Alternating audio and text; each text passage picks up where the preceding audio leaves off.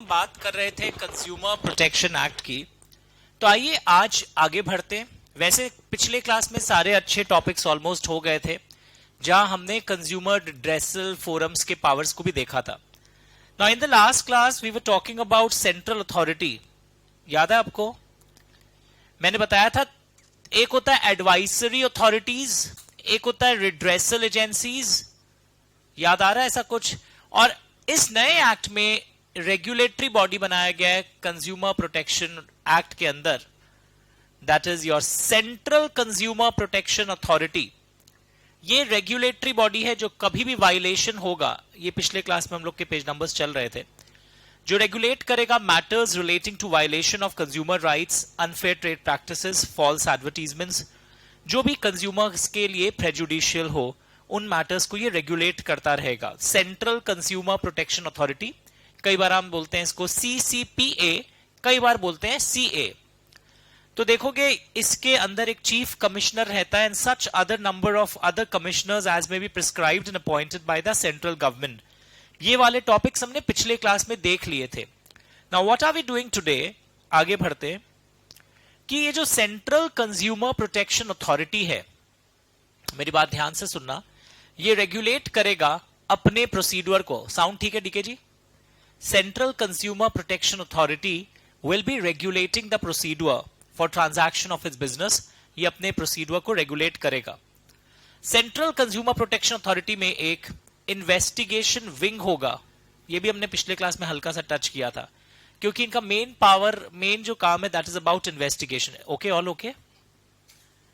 तो इनका मेन काम जो इन्वेस्टिगेशन का है, तो इन्वेस्टिगेशन विंग होगा जिसके हेड होंगे डायरेक्टर जनरल, जो इंक्वायरी और इन्वेस्टिगेशन करेंगे as directed by central authority. यहां तक हम लोग पिछले क्लास भी टच किए थे, अपने अपने बुक के पेज नंबर्स देख लीजिए। तो इसलिए मैं वार्म अप कराते हुए CCPA, central consumer protection authority को वार्म अप कराते हुए आगे जा रहा हूं। Now central government appoints director general, ये सब तो हम लोग सुन चुके थे।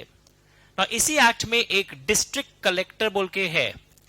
डिस्ट्रिक्ट कलेक्टर में on a complaint or on a reference made to him by the central authority or the commissioner, language मिल रहा है, inquire into or investigate complaint regarding violation of consumer rights, violation of consumer rights, unfair trade practices अगर कुछ हुआ है, false advertisement हुआ है। यानी एक चीज देख रहे हो, investigation under consumer protection act कौन कर सकता है? सेंट्रल कंज्यूमर प्रोटेक्शन अथॉरिटी कर सकता है। डिस्ट्रिक्ट कलेक्टर को कोई अगर कंप्लेन करे वो कर सकते हैं, या कई बार सेंट्रल अथॉरिटी रेफर कर देता है कंप्लेन को डिस्ट्रिक्ट कलेक्टर को, तो वो भी कर सकते हैं। Are you understanding? और ये जो कंप्लेन आप करोगे राइटिंग में भी कर सकते हो और इलेक्ट्रॉनिक मोड में भी कर सकते हो। तो एक काम करो, सबसे पहले आप यहां एक लाइन बनाओ, अपने अपने कॉपी में, जो लोग कॉपी यूज कर बनाते notes, please make in your copy investigation, जो कंज्यूमर प्रोटेक्शन एक्ट में होता है आजकल, सेंट्रल कंज्यूमर प्रोटेक्शन अथॉरिटी वो करवा सकता है। ओके। और CCPA में refer to director general. Okay. और एक डायरेक्टर जनरल खुद भी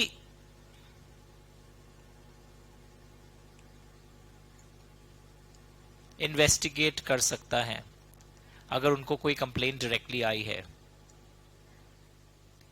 तो इन्वेस्टिगेशन के लिए MCQ अगर आता है तो अपने सिर्फ CCPA टिक करके नहीं आएंगे। Director general is also investigating authority, क्योंकि डायरेक्टर जनरल को रेफरेंस में केस उसके पास आ सकता है कि CCPA ने केस को रेफर कर दिया था, या डायरेक्टर जनरल को कोई डायरेक्टली अप्लाई किया है तो वो भी जाकर इस कंप्लेन को सुन सकते हैं अगर उनको कोई अप्लाई करे। तो ये MCQ में आ सकता है दैट इन्वेस्टिगेशन का पावर किस किस के पास है। तो आप देखो, सबको इसे CCPA लिख देते थे, इसमें कई लोग तो डिस्ट्रिक्ट फोरम, स्टेट कमीशन, नहीं, दे आर रिड्रेसल मशीनरी। वो तो ऑर्डर्स पास करेंगे, एडजुडिकेट करेंगे, आपके केस को सुनने के बाद। पर जो इन्वेस्टिगेशन करने का पावर है वो या तो सीसीपीए के पास है, या सीसीपीए में refer it to director general, या director general also has the power to investigate. MCQ बोल के लिखा आप लोगों ने? Sure, very good. अब देखोगे सीसीपीए के पावर्स क्या हैं। तो ये जो पावर्स आपको दिए हुए हैं अंडर सेक्शन 18, इसके पास लिखना जनरल पावर्स, जो नॉर्मल पावर्स हैं, जो मार्किंग टाइप के हैं, जो हम लोग हर दिन पढ़ते हैं। These are some general powers of CCPA. These are your general powers of CCPA. इसमें कोई खास बात नहीं है। एक ही चीज बार बार आ रही है, that they will protect the rights of consumers, prevent UTP, कोशिश करेंगे false advertisement नहीं हो। और वो क्या क्या कर सकते हैं? Inquire और cause an inquiry और investigation, इन्वेस्टिगेशन करने का पावर है इनके पास। File complain before district commission, state commission, यानी कि दे विल फाइल, इनके पास जो एप्लीकेशन आती है they will file complaint. CCPA district commissioner के सामने जाके कंप्लेन फाइल कर सकता है। दे कैन इंटरफियर, अगर कोई मैटर डिस्ट्रिक्ट कमिश्नर के सामने हो, so they can interfere in any proceeding before district commission, state commission, national commission. इनके सामने ये इंटरफियर भी कर सकते हैं। Are you understanding? इन्वेस्टिगेशन का पावर, कंप्लेंट फाइल करने का power, interfere in any proceeding before the district commission, state commission, national commission. इन लोग इंटरफियर करने का पावर भी इनके पास आ जाता है। They can review the matters, they can do research, बहुत कुछ है। और कई बार ये सेफ्टी नोटिसेस भी कंज्यूमर्स को भेजते हैं कि डेंजरस प्रोडक्ट्स, हैजार्डस प्रोडक्ट्स के अगेंस्ट में। तो ये एग्जाम के लिए उतना इंपॉर्टेंट नहीं है। आपको ये समझना है सीसीए के पास पावर है to protect the interest of consumers, prevent UTP, कोई फॉल्स एडवर्टीजमेंट नहीं हो, और they have the power of investigation. They can file complaint before district commissions and all those. They can interfere, अगर उनको लग रहा है कि कोई केस चल रहा है वहां इंटरफियर भी कर सकते हैं। ये 3 पढ़ लीजिए, ये सब करने की भी दरकार नहीं है। एंड सीसीपीए के बारे में जो एक बात मैंने बोला था आपको, they can refer for investigation the matter. ये चाहें तो अगर इनको लगे, सीसीपीए को अगर कोई कंप्लेंट या इंफॉर्मेशन मिली है कि कुछ गलत हुआ है, कहीं पर कंज्यूमर राइट्स का वायलेशन हो रहा है, यूटीपी का वायलेशन हो रहा है, जो पब्लिक इंटरेस्ट या कंज्यूमर्स के अगेंस्ट में है, तो वो चाहेंगे कि इन्वेस्टिगेशन डायरेक्टर जनरल के द्वारा हो या इन्वेस्टिगेशन डिस्ट्रिक्ट कलेक्टर के द्वारा हो। तो when do they refer matter for investigation? अगर इनके पास कोई इंफॉर्मेशन आया है that there are cases of violation of these type of things, then they will refer the matter to director general और डिस्ट्रिक्ट कलेक्टर। पक्का? तो दीज आर, यहां से क्वेश्चंस एज सच नहीं बनेंगे, बट ये सिंपल है, reading category. I will not से इट टू बी इंपॉर्टेंट। और अगर मार्केट में कोई डिफेक्टिव गुड्स इंट्रोड्यूस हो गया है मैन्युफैक्चरर या सेलर का, तो सेंट्रल अथॉरिटी ऑर्डर पास कर सकता है इन्वेस्टिगेशन के बेसिस पर। अगर ये पता चल गया है तो इन्वेस्टिगेशन के बेसिस पर अगर एविडेंस है, क्या एविडेंस है कि वायलेशन हुआ है कंज्यूमर राइट्स का या यूटीपी का, तो it can pass orders. What type of orders it can pass? उस गुड्स को मार्केट से वापस विड्रॉ करो। कई बार नहीं होता है सर वो हैंडसेट मोबाइल का कंपनी वालों ने वापस ले लिया, अरे अच्छा ही तो था। नहीं सर, 1-2 जगह ब्लास्ट हो गया था चार्जिंग के समय। So they are basically recalling the goods, withdrawal the goods which are dangerous, unsafe. लोगों को प्राइस रीइंबर्स कराने का ऑर्डर भी पास कर सकते हैं, और रोकने के लिए भी बोल सकते हैं कि गलत काम जो हो रहा है उसे रोका जाए। तो दीज आर सिंपल थिंग्स कि अगर इन्वेस्टिगेशन के बाद पता चले that there is violation, तो CCA has the authority to recall the goods. Okay. After investigation heading दे दो। तो ये पूरा पैराग्राफ्स पढ़ने का दरकार नहीं है।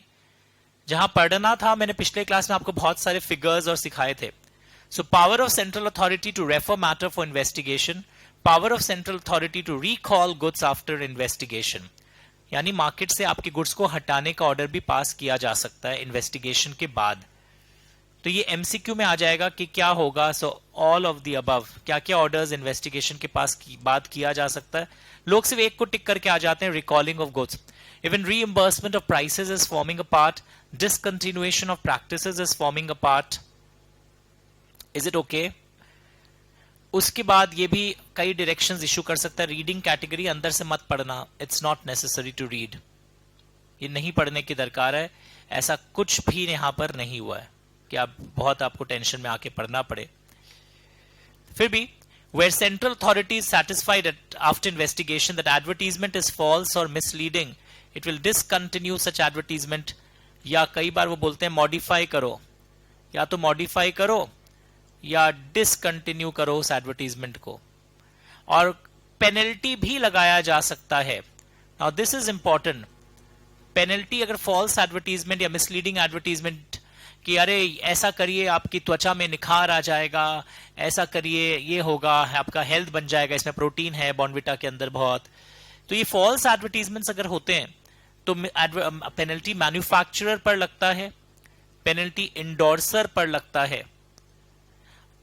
एंड मतलब जो फिल्म स्टार या जो फिल्म उस एडवर्टीजमेंट में निभा रहे हैं रोल, उन पर भी लगता है आजकल पेनल्टी अप टू 10 lakhs, मतलब 10 लाख तक का केस बन सकता है. Oh my God. और फॉर एवरी सब्सिक्वेंट कॉन्ट्रावेंशन, अगर तुम बार बार करते हो, फॉर एवरी सब्सिक्वेंट, तो it may extend up to 50 lakhs. My God. पक्का. और कई बार फिर उस मैन्युफैक्चरर को बोला जाएगा कि भाई तुम बहुत गंदे आदमी हो, बहुत गलत काम कर रहे हो. इन्वेस्टिगेशन में पेनल्टी तो है ही, और प्रोहिबिट द इंडोर्सर फ्रॉम मेकिंग या एडवर्टाइजर कि अब तुम कोई एडवर्टाइजमेंट या एंडोर्समेंट नहीं करोगे 1 साल तक. 1 year ban on advertisement. Okay, ये जो बैन है 1 साल का है. और फिर से अगर यही गलती करते हो देन आपकी जो बैन है 3 years तक जा सकता है. तो ये लर्न कैटेगरी का है. You will copy now in your books that penalty क्या इशू हो सकता है अगेंस्ट फॉल्स और मिसलीडिंग एडवर्टीजमेंट. तो इसमें इश्यूज जो आपको समझाना है अभी कॉपी करते वक्त, ऑन होम, फिर penalty question mark, ban on advertisement, years पर एमसीक्यू आ सकता है, कितने सालों के लिए.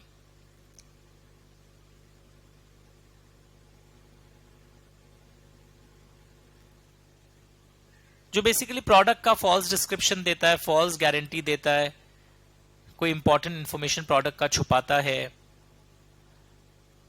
Start reading. तो इसको कॉपी करो सुबह से, मतलब ये पहला कॉपी में करने बोल रहा हूं कि अगर इन्वेस्टिगेशन के बाद लगता है कि फॉल्स या मिसलीडिंग एडवर्टीजमेंट्स इशू हुआ है which is prejudicial to consumer interest, consumer interest के लिए हार्मफुल है, तो हम ऑर्डर देंगे पहले तो डिसकंटिन्यू और modify such thing. And if it is opinion, it is necessary to impose a penalty for false or misleading advertisement. हम penalty लगाना चाहेंगे manufacturer और endorser पर up to 10 lakh rupees and subsequent चीजों पर up to 50 lakh rupees. Where the central authority feels it necessary, it may prohibit the endorser for false or misleading advertisement, which may extend to 1 year. आप ये ऐसा advertisement नहीं लाएंगे, and up to 3 years. Are you understanding? Start observing.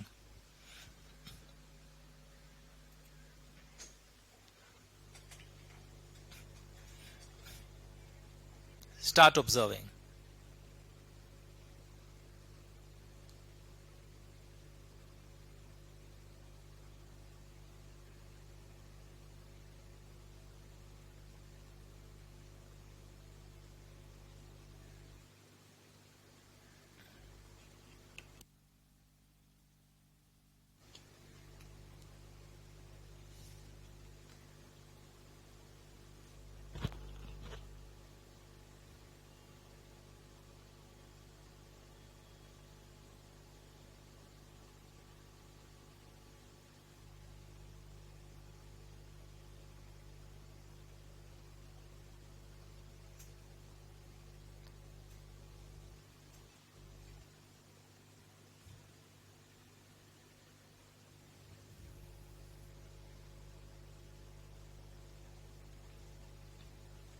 ये याद करना बहुत जरूरी है। और ये जो पब्लिशिंग हाउस होता है ना, पब्लिशिंग हाउस, उसके ऊपर भी पेनल्टी लग जाता है। ओ माय गॉड, यानी कि पेनल्टी मैन्युफैक्चरर पर लग रहा है, इंडोर्सर पर लग रहा है, प्लीज लिखो number 1, number 2, number 3 publishing house पर भी लग रहा है। ये penalty manufacturer, endorser, publishing house तीनों पर लग रहा है। अप टू 10 लाख बैन हो जाते हैं इन पर कि अब ये 1 साल तक ऐसा ऐड लेके नहीं आएंगे, और कभी कभी 3 साल भी हो जाता है। बट आगे लिखा है इंडोर्सर बच सकता है। This is very important question I am telling you. Relief for endorser, अगर वो प्रूव कर दे कि हमने ड्यू डिलिजेंस अपनाया था तो वो बच भी सकता है। पढ़ के देखिएगा। No endorser shall be liable to penalty if he has exercise due diligence, तो बच भी जाएगा। No person shall liable to penalty, और रिलीफ फॉर पब्लिशिंग हाउस भी, यार हमारे पास तो कितने सारे लोग अपना अपना पब्लिश करवाते हैं ऐड, हमने एक ऑर्डिनरी कोर्स में पब्लिश कर दिया। अगर पता होता तो फंसेंगे, पर अगर ये प्रूफ कर दे कि हम तो ऑर्डिनरी कोर्स में छाप दिए, जैसे सब कोई छापते हैं, अपना अपना अपना इश्तिहार देते हैं, हमने इनका भी छाप दिया। इंडोर्सर का बच सकता है अगर ये एक्सरसाइज ड्यू डिलिजेंस, थोड़ा तो बुद्धि होना चाहिए था। जो आदमी बोल रहा है त्वचा पे लगाइए क्रीम, आपका त्वचा अच्छा हो जाएगा, आपको जॉब मिल जाएगी, ये सब लाइन तुमको पता है, तुमको बुद्धि नहीं है कि स्किन गोरा होने से जॉब मिल जाता है। ये सब चीज क्या प्रमोट कर रहे हो? तो ये क्वेश्चन भी आएगा। Relief for endorser and relief for publishing house, please maintain it everyone. Relief for endorser copy में आ जाना चाहिए, और मेरे को आज कॉपी भेज देना लिख करके। Relief for endorser and relief for publishing house. तो it's a 5-mark question कि under Consumer Protection Act for false or misleading advertisements, on whom what orders can be passed? Orders are discontinue, modify, penalty, ban on future advertisement, in short. Now penalty on whom? Manufacturer, endorser, publishing house. कितना कितना का क्या penalty लगेगा? Up to 10 lakh, ban on advertisements, ये सब दिखने लगा। And then there are grounds for relief also. और पेनल्टी लगाने के पहले देखेंगे, जैसे अप टू 10 है तो फ्लैट 10 नहीं है, कितने लोग अफेक्ट हो रहे हैं, कितनी बार तुम ये ऑफेंस करते हो, बहुत सारे लोग अफेक्ट हो रहे हैं क्या, और इस ऑफेंस से तुम्हारा रेवेन्यू में कितना फायदा हुआ है तुमको, तुमने कितना बेसिकली प्रॉफिट्स कमाया है झूठ बोलकर। तो जब भी ऐसे ऑर्डर्स पास किए जाएंगे, अपॉर्चुनिटी ऑफ बीइंग हर्ड भी दिए जाएंगे। तो ये क्वेश्चन इंपॉर्टेंट है, very soon you will find it in your own paper, कि क्या order central consumer protection authority दे सकता है। नंबर 1 ऑर्डर वो दे सकता है, वापस मैच करो जो लोग नोट्स बना रहे हैं, discontinue. Number 2 modification, number 3 penalty, number 4 ban. और ये लगेगा किस किस के ऊपर? Manufacturer, endorser, publishing house, number 3। Okay, and reliefs कैसे मिलते हैं वो भी मिले। फोर्थ क्वेश्चन अगर आ जाए, while determining penalty what factors will be considered, and ये सारे ऑर्डर्स पास करने के पहले एक अपॉर्चुनिटी ऑफ बीइंग हर्ड दिया जाएगा। तो this was a good question जो हमें पता होना चाहिए। कॉपी में आ गया ना please? Now search and scissor, consumer protection act, वो हम लोग हर सेक्शन में, हर चैप्टर में आता है, वैसे यहां पर है what is search and scissor under consumer protection act, under CP act. ऐसा सेम चीज हम लोग मनी लॉन्ड्रिंग एक्ट और में भी देखे थे।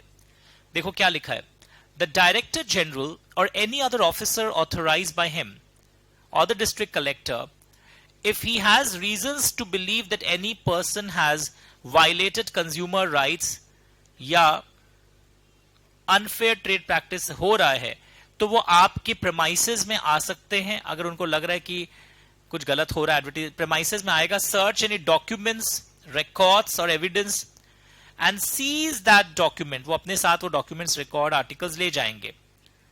ओके और आपसे मांगेंगे हमें ये कागज दिखाइए, आपके ये डॉक्यूमेंट की कॉपी दिखाइए, आपके प्रोडक्ट का मैन्युफैक्चरिंग का प्रोसेस दिखाइए, आपके यहाँ डिफेक्टिव है चीजें।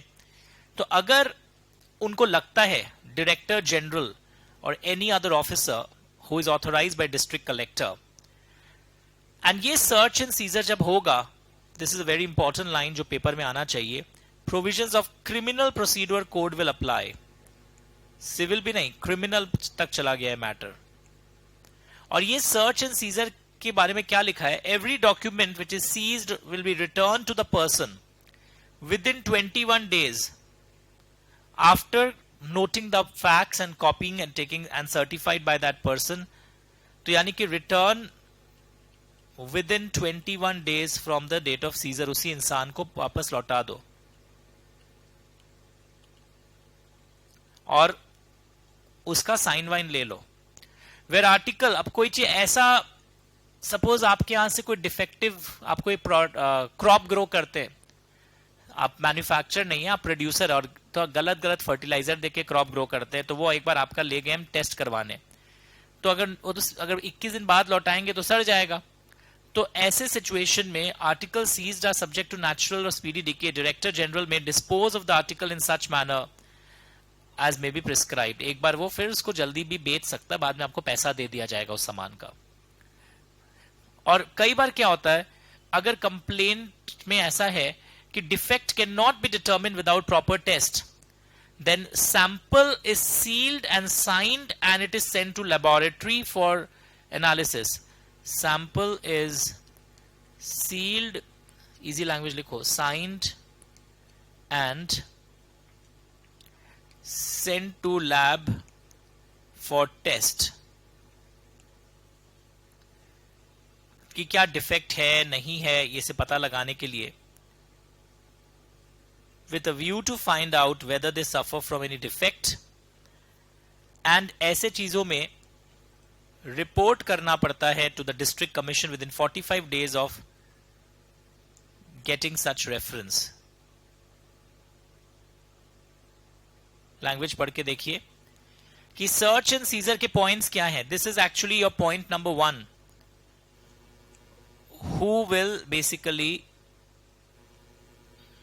Who will start, director general को अगर ऐसा मिले, ओके, ग्राउंड्स कॉपी में बनाओ सर्च एंड सीजर को प्लीज.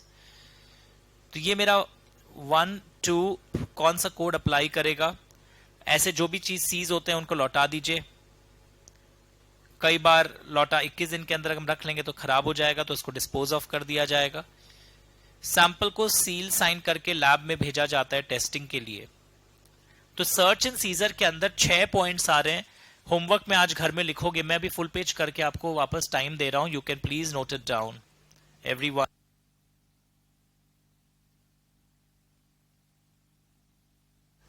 कॉपी में आ जाओ. Search and scissor under consumer protection act, come in your copies. तो इतना अंदर से एग्जाम में अभी तक आया नहीं है, but we are preparing for the worst paper. MCQ में दे देगा कि सर्च एंड सीजर के पावर्स किसके पास है. तो इसीलिए एमसीक्यू के कारण आप देखो, मैं इंस्टीट्यूट में एक लाइंस को आपको पढ़ाता हूं ताकि पेपर ब्लॉक नहीं हो.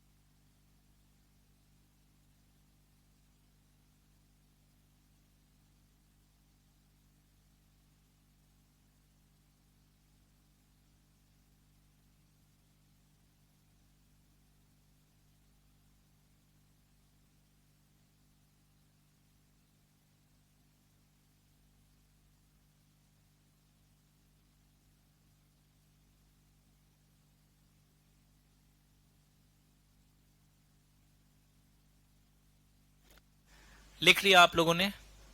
श्योर? सर्च एंड सीजर के पॉइंट्स देखिए. नेक्स्ट, ये कमीशंस और हम लोग पहले पिछले क्लास में कर लिए थे ना, all these things have been done. हाँ, ये सारे हो गए थे ऑलमोस्ट। ना procedure on admission of complaint, और ये सब बहुत ज्यादा थियोरेटिकल है। पहले हम लोग नॉर्मल क्वेश्चन सारे कर ले। Findings of the district commission, एक इंपॉर्टेंट एस्पेक्ट है, हम लोग देखते हैं यहां पर, आइए मिलकर, मीडिएशन बोलकर आज, जो मैंने आपको पिछले क्लास में बोला था।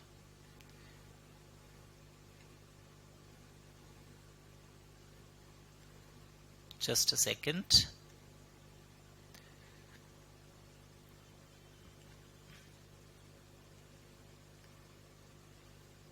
यस, लुक हियर, अपने अपने किताबों के पेज में आइए। I be visible in some time. मैं एक ड्रॉ कर देता हूं चार्ट आपके लिए।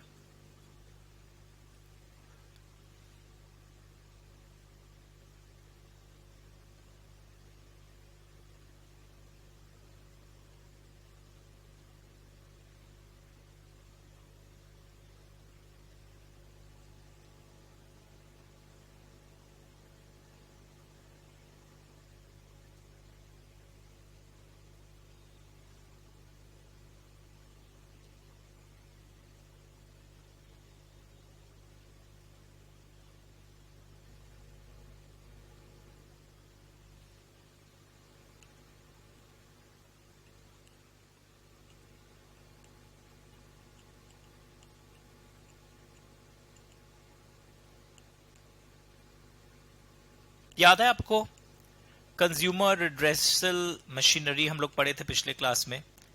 डिस्ट्रिक्ट कमीशन और स्टेट कमीशन को स्टेट गवर्नमेंट सेटअप करता है, और नेशनल कमीशन सेट होता है सेंट्रल गवर्नमेंट के द्वारा। अब यहां पे क्या बोला जा रहा है कि district commission and state commission में एक कंज्यूमर मीडिएशन सेल होगा, ताकि कोशिश किया जाएगा कि district commission and state commission और नेशनल कमीशन में भी एक कंज्यूमर मीडिएशन सेल होगा।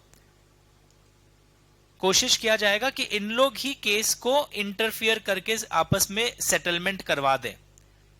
Okay, so what are they trying, कि ये जो मीडिएशन सेल है, इसके अंदर कुछ कुछ मीडिएटर्स होंगे जो नाम जिनका इम्पैनल्ड रहता है। तो इन लोग सेटलमेंट की कोशिश करेंगे कि सेटलमेंट ही हो जाए सजेशंस, और से ऑर्डर्स नहीं पास करते हैं लोग कि दोनों पार्टी तो छोटे मोटे गुनाह जब हों तो लोग आपस में ही सेटल कर ले। तो इससे फायदा क्या होगा, एक तो district commission state commission overburdened है, उनके ऊपर बर्डन भी कम हो जाएगा। तो दिस इज द फायदा of this type of mediation cells, कि अगर district commission, state commission, national commission के पास कोई मैटर आता है तो they refer it to mediation. Mediation के लिए कई बार क्या होता है, रेफर कर दिया जाता है, और पार्टीज फिर हाँ एग्री होना पड़ेगा पार्टीज को, yes we are agreeing for mediation, हम लोग मीडिएशन करा लेंगे। And mediation by chance successful हो जाता है तो पार्टीज के टर्म्स ऑफ अग्रीमेंट लिख करके, साइन करके एक रिपोर्ट बना दिया जाता है, एंड रिपोर्ट इज सेंट। और बाय चांस अग्रीमेंट नहीं होता है तो वह वो भी रिपोर्ट दे देते हैं कि लोग तो हमारे से अग्रीमेंट में आ नहीं रहे हैं, फिर उस मैटर को कमीशन को ही हैंड ओवर फिर करना पड़ता है। तो मैं एक बैकग्राउंड बताया हूं कि कमीशन खुद ही रेफर कर देते हैं। तो पहले ये जो 74 था ये आपको समझ में आ गया कि मीडिएशन सेल्स जो हैं, they will be submitting a quarterly report to district commission, state commission, national commission, जहां पे भी वो होते हैं उस एरिया के अपने।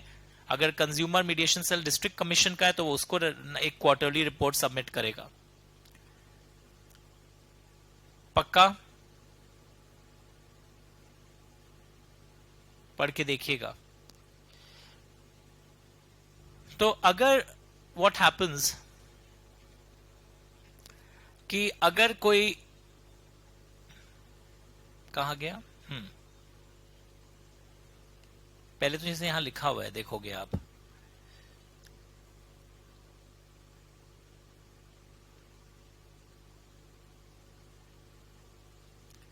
कि जो भी सेटलमेंट होता है, if an agreement is reached between the parties, यानी कि सेटलमेंट अगर हो गया, पार्शियल सेटलमेंट हुआ अगर, अगर पार्शियल सेटलमेंट हुआ है या फुल सेटलमेंट भी हो सकता है, या तो all of the issues are settled या पार्ट इज सेटल्ड, राइटिंग में put it into writing, writing में कर लीजिए, साइन करवा लो पार्टीज से, एंड उसके बाद रिपोर्ट ऑफ सेटलमेंट किसको भेज दो, डिस्ट्रिक्ट कमीशन या स्टेट कमीशन या नेशनल कमीशन को। और अगर कोई अग्रीमेंट रीच ही नहीं हुआ है तो भी वो रिपोर्ट करेंगे, submit the same to the commission, then commission will carry on this order. And district commission and national commission within 7 days of receiving the settlement report, उस रिपोर्ट के आधार पर हम एक सुटेबल ऑर्डर पास करेंगे recording the settlement and dispose of the matter. पर अगर part ही settle हुआ है, पार्शियल सेटलमेंट हुआ है, तो रिमेनिंग पार्ट को अब वो कमीशन खुद डिसाइड करेगा। तो व्हाट इज हैपनिंग, अब मैं वापस समझाता हूं, पहले का मार्किंग ले लो कि सेटलमेंट थ्रू मीडिएशन में व्हाट आर वी ट्राइंग, कि कंज्यूमर कमीशंस में चाहे डिस्ट्रिक्ट कमीशन हो, वहां पे एक मीडिएशन पैनल है, हम लोग कमीशन खुद ही रेफर कर देता है, ये मैटर मीडिएशन के पास जाएगा, पार्टीज अगर रेडी हो तो, एन अग्रीमेंट अगर आपस में अराइव हो जाए तो साइन करके रिपोर्ट ऑफ सेटलमेंट हम कमीशन को भेजेंगे, commission will pass order by commission, final order commission से ही आएगा, पर काम हल्का हो गया कि मीडिएशन उसमें सेटलमेंट के टर्म्स को राइटिंग में करवा दिया, और उस सेटलमेंट रिपोर्ट के आधार पर commission is passing the order. इसका रिवीजन क्लास जरूर देखना, क्योंकि 3 जो बड़े बड़े क्लास है इसको रिवीजन क्लास में हम लोग समिंग अप करेंगे। तो मुझे पर्सनली लगता है यहां से ना छोटे छोटे क्वेश्चंस आएंगे, they will not ask you इतना प्रोसीड्यूरल पार्ट, क्योंकि 50 पन्ने का चैप्टर और 8 मार्क्स के लिए हम पढ़ा रहे हैं, बिकॉज छोटे क्वेश्चंस के लिए भी आपको बेस इन मार्किंग से डेवलप होगा, तो इसका रिवीजन क्लास जरूर करना है आपको। आइए, the last topic of this chapter, that is product liability. अच्छा, मैं कहां हूं, आ जाता हूं, चलिए, बहुत देर से लोग देखे नहीं है, कि वापस देख लो। मीडिएशन क्या होता है, सुनिए।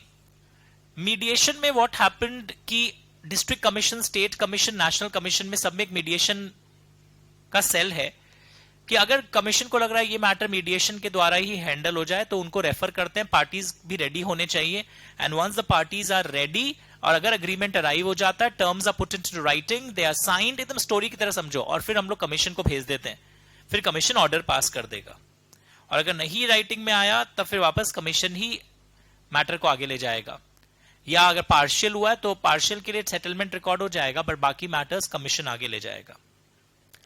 Now this is very very important आ रहा एग्जाम में, this is coming. Product liability, यहां पर क्या होगा, what is product liability action, okay.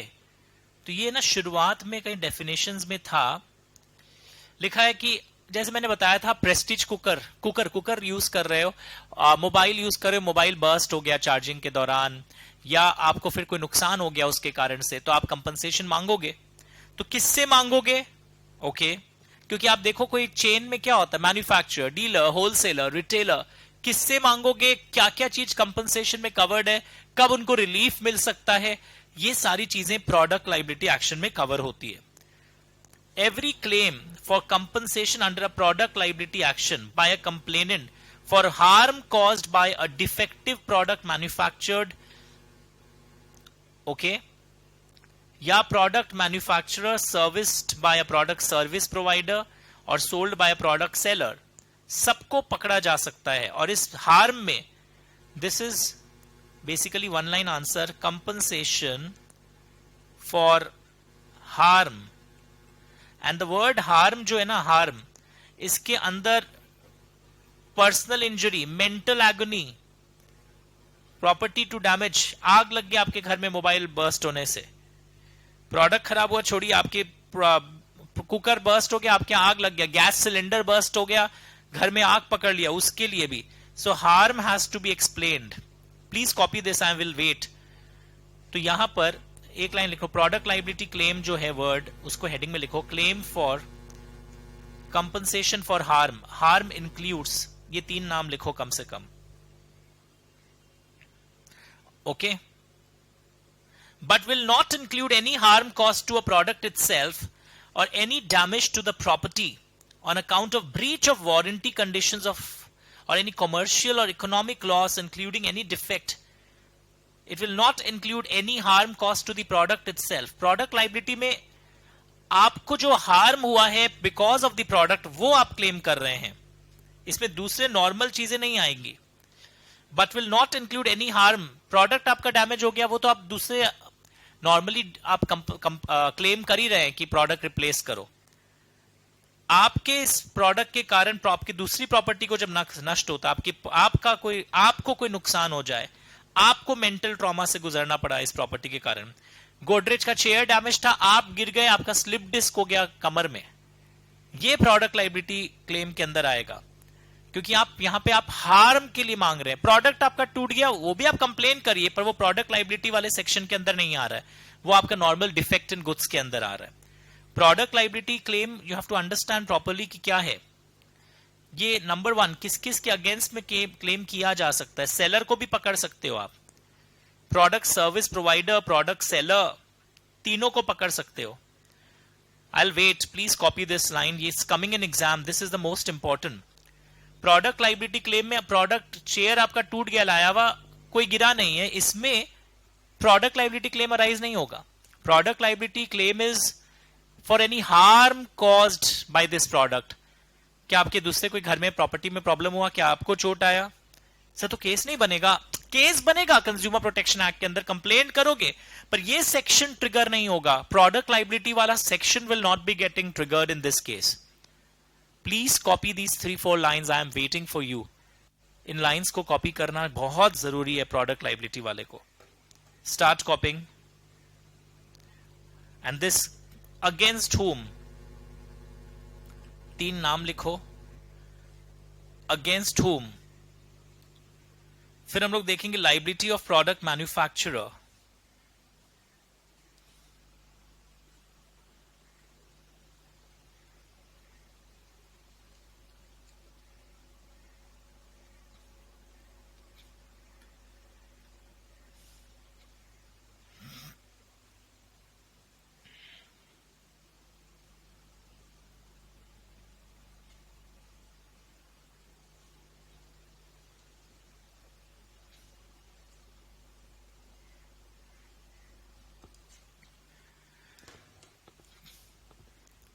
Liability of product manufacturer. A product manufacturer will be liable in product liability action. एक चीज समझ गए, product liability action is not when your product defective है. जब आपको लॉस पहुंचे, हार्म पहुंचे, तब बनता है. If the product contains manufacturing defect, very important, learn. ये लाइबिलिटी अराइज कब होता है? 3 marks. When is manufacturer liable? If the product contains manufacturing defect या प्रोडक्ट का डिजाइन डिफेक्टिव था, ओके, या आपने बोला है प्रोडक्ट में ऐसा ऐसा फीचर है डीवी और पर वो स्पेसिफिकेशन है ही नहीं. आपको बोला गया था कि आप एक निकॉन का कैमरा ले रहे हैं और निकॉन का कैमरा इतना मेगापिक्सल का है, उतना मेगापिक्सल का निकला नहीं, आपकी शादी की फोटो खराब हो गई, आपको एक मेंटल एगोनी हो गया डिविएशन फ्रॉम मैन्युफैक्चरिंग स्पेसिफिकेशन के कारण. मतलब डिफेक्ट आपको कोई आग वाग नहीं लगा है, ना कोई डैमेज वैसे हुआ है, पर मेंटल एगोनी भी हार्म में कवर्ड है. या प्रोडक्ट इतना खराब है कि आप बोले थे 4 साल का वारंटी है, 4 महीने में 7 बार खराब हो गया, बार बार मैकेनिक बुलाना पड़ता है, एक्सप्रेस वारंटी का कोई वजूद ही नहीं रह गया. या प्रोडक्ट में ना कुछ इंस्ट्रक्शंस होता है हाउ टू यूज, तो आप एडिक्वेट इंस्ट्रक्शंस नहीं दिए टू प्रिवेंट हार्म. जैसे आपको लिखना चाहिए था कि जब सपोज इतना घंटे से ज्यादा चार्ज मत करना मोबाइल का चार्जर वरना ब्लास्ट हो जाएगा. तुमने वो सब कुछ बताया नहीं मेरे को.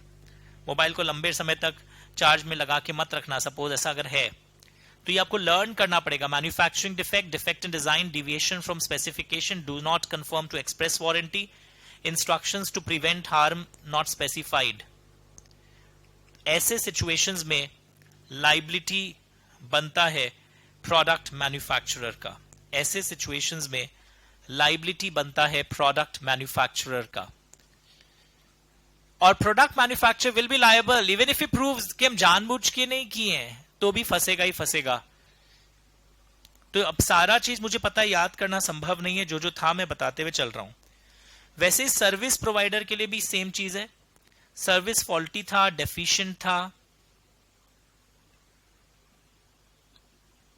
जो चीज करना चाहिए था उसने किया नहीं, negligence, warnings to prevent any harm. Suppose आप है ना अम्यूजमेंट पार्क में लोगों को ऊपर से वापस नीचे गिराते हैं, बंजी जंपिंग और कराते हैं, और उसमें आपको कुछ कुछ चीज बताना चाहिए था कि ऐसा लॉस हो सकता है, जिनको ये प्रॉब्लम हो इस बंजी जंपिंग में मत जाइए।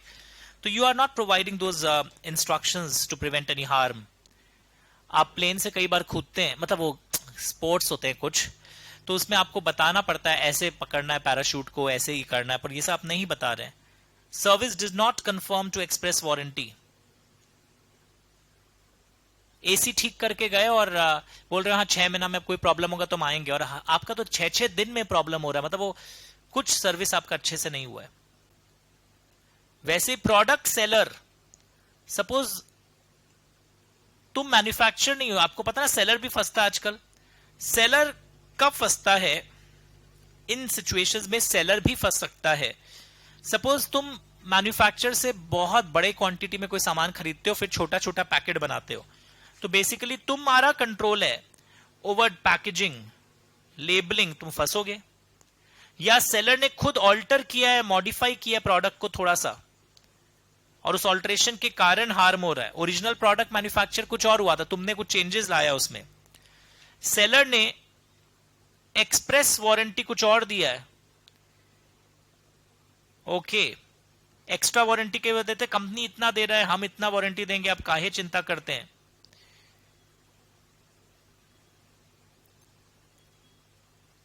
अब सपोज और एक चीज है, जैसे कई बार आप दूध का पैकेट कोई कंपनी बनाती है, मदर डेयरी सपोज, वो मैन्युफैक्चर कोई और है, पर जो जब देती है सेलर को क्या बोलती है, इसको फ्रिज में रखिएगा, और सेलर ने उन इंस्ट्रक्शंस का फॉलो नहीं किया। He failed to exercise reasonable care in maintaining such product. Milk products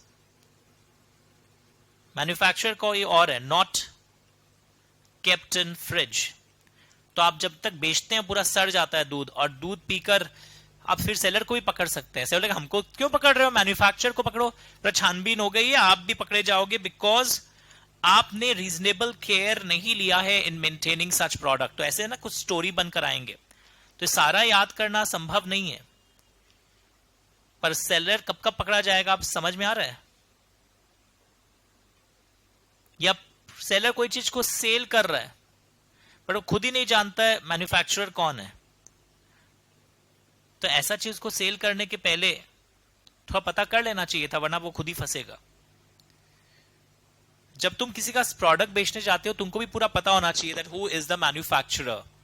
so liability of product seller समझ में आ रहा है, when he has done lot of, he is involved in packaging, he has altered the product, language मिल रहा है, he has given extra warranty on his account, तो company is not liable for that. फिर he has not followed the instructions of the manufacturer.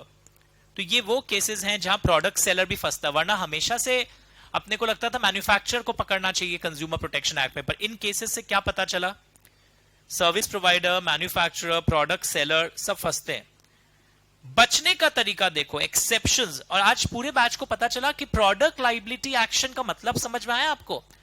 Product टूट गया, ये नहीं बनेगा केस। जब आपको कोई हार्म पहुंचे तो आप कंपनसेशन मांगेंगे। हार्म कैन बी किसी और प्रॉपर्टी को डैमेज पहुंचे other than that property, other than that goods, आपको फिजिकल इंजरी हुई हो, आपको कोई मेंटल एगनी हुआ, वो प्रोडक्ट लायबिलिटी एक्शन के केस बनते हैं। तो एक्सेप्शंस क्या क्या हो सकते हैं? Product seller, relief for seller, product seller कब कब बच सकता है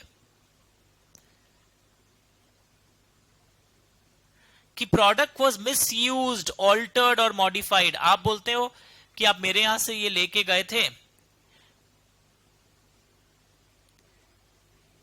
सामान और उससे आपको लॉस हुआ है, पर आपने प्रोडक्ट का मिसयूज किया है। सर एग्जांपल, आप कुकर लेके गए थे, कुकर में कुछ इंस्ट्रक्शंस लिखे हुए थे, आपने उस इंस्ट्रक्शंस को फॉलो नहीं किया और कुकर ब्लास्ट हो गया, हमारी क्या गलती है? Okay. In case of product liability action based on failure to provide adequate warnings, the product manufacturer will also not be liable. If the product was purchased by an employer for use at the workplace and the product manufacturer provided warnings to such employer, the product was sold by a component or material to be used in another product, necessary warnings were given. यानी कि देखो relief यहाँ पे दिया हुआ है बहुत सारे चीजों के लिए मैन्युफैक्चरर को भी। जैसे यहाँ पे आज पढ़ा, पहले तो पूरे बैच को पता चला कि प्रोडक्ट लाइबिलिटी का मतलब क्या है। सर प्रोडक्ट डैमेज हो गया, अब हम कंपनसेशन मांगेंगे। ना ना ना ना ना, प्रोडक्ट डैमेज हो गया आप जरूर मांगिए, पर वो दूसरे सेक्शन के अंदर। यहां पे आप मांगने के लिए कब आएंगे? जब ये चीजें हो। किस किस को पकड़ सकते हो? सेलर को भी, मैन्युफैक्चरर को भी। इसकी कब कब लाइबिलिटी आती है पता चल गई। अब यहां पे सेलर की भी लाइबिलिटी कभी कभी आ जाती है, पता चल गया।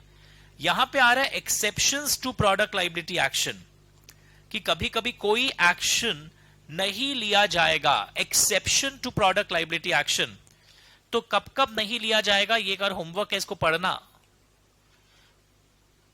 Complainant while using the product was under the influence of alcohol, alcohol P के गलत यूज किया है प्रोडक्ट का, तो एक्सीडेंट हुआ है, अब हमसे मांग रहा है। ओके।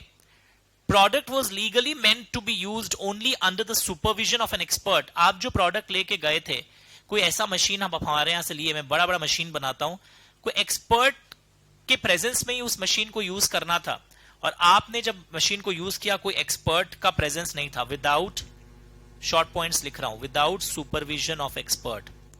अगर एक्सपर्ट वाला मशीन था तो कॉपी करोगे इसको आज ही अच्छे से, सारा मत करना, ये जो अंडरलाइनिंग्स है आपने विदाउट उसके किया है। अब कोई प्रोडक्ट को हमने इंस्ट्रक्शंस दिया था ऐसे यूज करिए, पर आपने वैसे यूज नहीं किया, तो ये सी और डी जरूर याद रखिएगा। और जो मेरे मार्किंग्स है सारा याद करना पॉसिबल नहीं है। तो exceptions to product liability action, did you understand? Mic check कर लिया आपने? ओके। अब कोई ऐसा चीज है जो बहुत, ही will not be liable for failure to warn about a danger which is commonly known to the user. This is very tricky. अब मैं सपोज चक्कू बेचता हूं, अब चक्कू बेचने के समय मैं लिखूंगा क्या? Don't stab someone with this knife. अरे तुम किसी को चक्कू से मार दियो, इसमें मेरे बोल रहे आपके चक्कू, आपने इंस्ट्रक्शन नहीं लिखा कि चक्कू से है ना उंगली नहीं काटना चाहिए, सबको पता है। उसमें ये लिखा था keep it away from children, but चक्कू से उंगली नहीं काटना चाहिए, चक्कू से आपको ये नहीं करना चाहिए, ये सब अब कौन लिखेगा? तो उसके लिए उसको मत पकड़ लेना। तो बहुत सारे यहां पर लिखे हुए हैं, ये पेनल्टीज के सेक्शंस सब में कॉमन डायलॉग आता है। अगर आप सेंट्रल अथॉरिटी के डायरेक्शंस का कंप्लायंस नहीं करते, आज जो हम लोग पढ़ रहे हैं, तो 6 महीने तक का जेल और 20 लाख तक का फाइन लग सकता है। Oh my God. अगर आप फॉल्स या मिसलीडिंग एडवर्टीजमेंट करते हो तो 2 साल तक का जेल और नहीं एंड है इस बार तो, एंड फाइन 10 लाख तक का लग सकता है, और कभी कभी 5 साल तक का जेल सब्सिक्वेंट ऑफेंस में, and fine 50 lakhs। I will not say you to learn it word by word, एक दो बार ट्रेंड देखते हैं कि किस टाइप के पेनल्टीज आते हैं, तब हम लोग प्रिपरेशन डिजाइन करेंगे, बट ये दोनों लिख लीजिएगा। और एक चीज आप हर लॉ में सुनते हो, आपसे गुनाह हो गया है, अब आप एक अमाउंट दे दीजिए जो फाइन आपका लगा था, आपके खिलाफ सारी कार्रवाई बंद हो जाएगी। सर घूस ना, ब्राइब दे दूं क्या? ब्राइब नहीं, गवर्नमेंट के एक्ट में कंपाउंडिंग स्कीम आता है कि आपके ऊपर जो फाइन लगा है, इतने दिनों से केस चल रहा है, गवर्नमेंट चाहता है कि सारे केस बंद हो जाए, आप कंपाउंडेड अमाउंट दे दीजिए। सो कंपाउंडिंग ऑफ ऑफेंसेस का फायदा क्या होता है कि अगर आप वो अमाउंट दे देते हैं तो once it is paid, once the compounded amount जो भी डिसाइड होता है, once the compounded amount is paid, all, Shankuta को बोलिए ना लाने के लिए जो लाते हैं, all prosecution proceedings are dropped। आपके खिलाफ जो कार्यवाही चल रही थी सबको ड्रॉप कर दिया जाएगा once the compounded amount is paid। Okay. तो सारी कार्यवाही ड्रॉप कर दी जाएगी। कंपाउंडिंग के लिए leave of the court required. Compounding जब भी होगा कोर्ट का परमिशन लेकर होगा। ओके। और जो अमाउंट आपसे लेंगे कि आपके खिलाफ सारी कार्यवाही जोड़ सकते हैं, such amount shall not in any case exceed the maximum amount of fine which में बी इम्पोज्ड। जो मैक्सिमम फाइन लगने वाला उससे ज्यादा वो अमाउंट आपसे डिमांड नहीं कर सकते। सेंट्रल अथॉरिटी और any other officer may be directed. अभी तक इसके रूल्स और आए नहीं हैं कंपाउंडिंग कैसे होगा। एंड पता है ऐसा फेमा में भी पढ़े थे कि एक बार अगर कंपाउंडिंग हो जाता है तो नेक्स्ट 3 साल तक सिमिलर ऑफेंस के लिए वापस कंपाउंडिंग कराने नहीं जा सकते। फॉर सिमिलर और same offence once in 3 years this benefit is available. 3 साल के बाद अगर करते हो वापस से तब वो फर्स्ट ऑफेंस माना जाएगा। पढ़ के देख लीजिए प्लीज। यहां तक जहां तक मैंने ब्रैकेट किया वो मेरे काम के सेक्शंस हैं। फुल पेज कर दूं। कंपाउंडिंग का मतलब क्या है कि अगर आप एक लमसम अमाउंट जो गवर्नमेंट डिसाइड करता है दे देता है तो आपके खिलाफ फिर कार्यवाही बंद करे। गवर्नमेंट भी ये स्कीम क्यों लाता है, केसेस लंबे चलते रहते हैं, तो we also want to wind up. Full page.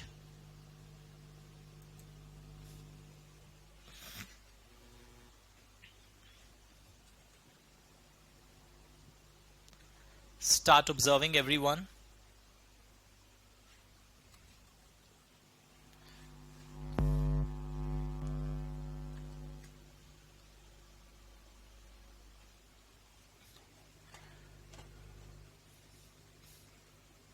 Compounding of offences पे एक छोटा क्वेश्चन डेवलप हो सकता है। अब यहां पे और बहुत सारे पेनल्टीज हैं and e commerce entities have also been covered. ये सब पढ़ने की दरकार नहीं है, बहुत जनरल बड़ा सा ज्ञान दिया है। Liabilities of market place E commerce entities, my God बहुत बड़ा दिया हुआ है, तो I don't think it's possible, वरना एक ही पेपर अटेम्प्ट एक ही चैप्टर पे आपके बहुत सारे कुछ हो जाएंगे। सो लंबा लंबा लिस्ट दिया हुआ है। हम लोग फर्स्ट डे पढ़ लिए थे, ऑनलाइन वालों को भी आजकल कवर करते हैं। बुक के पीछे जो क्वेश्चंस दिया हुआ है वो तो बहुत ही अच्छे लग रहे हैं। यूटीपी आरटीपी हम लोग पढ़े थे, प्रोडक्ट लाइबिलिटी आज हम लोग पढ़े हैं, डेवलप किए वापस से। जुरिसडिक्शन वाले क्वेश्चंस भी हम लोगों ने कर लिया है। So this completes your consumer protection act. अब हम लोग क्या करेंगे, इतना क्योंकि बिखरा हुआ था कंज्यूमर प्रोटेक्शन एक्ट, चैप्टर को रिवाइज करेंगे वेरी सून आने वाले दिनों में, एंड इनको मैं समराइज भी करवाऊंगा, रिवाइज करा के समराइज भी करवाऊंगा। So this is nothing but your consumer protection act, जो पूरा बड़ा चैप्टर था, इसको हम लोग को एक अब समराइज करना बहुत जरूरी है। क्योंकि क्या होगा ना, पढ़ते पढ़ते हम लोग खो जाएंगे कि इतना बड़ा चैप्टर है कि कहां फोकस करना है कहां फोकस नहीं करना है, एवरीथिंग विल बी लॉस्ट। तो ऐसा ना हो। Okay, thank you so much.